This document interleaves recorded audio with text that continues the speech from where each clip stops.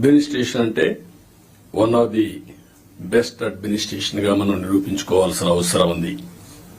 ప్రజావేదిక ఉంటే అక్కడ పెట్టేవాళ్ళం.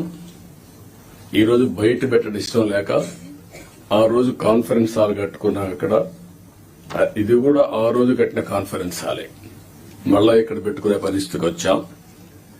5 ఏళ్లు ఒక్క కలెక్టర్స్ కాన్ఫరెన్స్ పెట్టలేదు అంటే అడ్మినిస్ట్రేషన్ ఏ దిశగా నడిచిందో మనం గుర్తుపెట్టుకోవాల్సిన అవసరం ఉంది. ఇది ఒక ఆనవాయితీ. ఒక బెస్ట్ ప్రాక్టీస్ ఉన్నప్పుడు ఎవరు అధికారంలో ఉన్నా ప్రజలకు మంచి జరగాలంటే అలాంటి బెస్ట్ ప్రాక్టీసెస్ కూడా కాపాడుకుంటూ ముందుకు పోవాల్సిన అవసరం ఉంది. రాబోయే 3 నెలలకు ఒక్కసారి మనం కలెక్టర్స్ కాన్ఫరెన్స్ పెట్టుకుందాం. అయితే ఈ కలెక్టర్స్ కాన్ఫరెన్స్ కూడా గంటల తరబడి ఉండదు, రోజుల తరబడి ఉండదు, క్విక్ గా ఉంటుంది. నేను కూడా టైం చూసుకుంటున్నా. నాకు ఇచ్చిన 30 నిమిషాలు నేను కూడా పూర్తి చేయాల్సిన అవసరం ఉంది.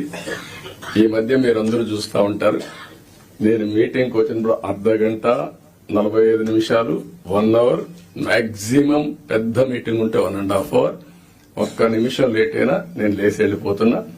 ప్రిపేర్ అయ్యి రాకపోతే వాళ్ళకే చెప్పేసి you are not up to the mark, మళ్లీ రమ్మంటున్నా. ఒక జవాబుదారీతనంతో పనిచేయాల్సిన అవసరం ఉంది. ఇక్కడ జీఎస్టీపీ మీరందరూ కూడా గుర్తుపెట్టుకోవాలి. కొన్ని శాఖలు రాష్ట్ర అభివృద్ధికి దోహదం చేస్తాయి.